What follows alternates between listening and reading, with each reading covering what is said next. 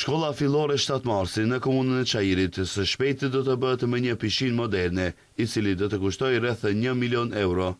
Kryetari i komunës së Çajirit, Izet Mexhiti, i shoqëruar nga Ministri i Ekologjisë Muhamet Hoxha, zëvendësministra dhe deputet, sot vendosën ngurthemelin e këtij projekti, i cili tha se do t'i shërbejë nxënësve dhe të gjithë komunitetit. Mexhiti sqaroi se objekti sportiv do të ketë dimensione bashkëkohore me gjatësi 25 metra dhe gjerësi 8.80 metra, ndërsa thellësia e pishinës do të jetë e përshtatur për mësim dhe stërvitje.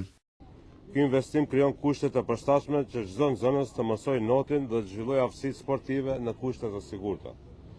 Hapet mundësia për organizimin e garave lokale dhe për ngritjen e sportit të notit në nivel më të lartë.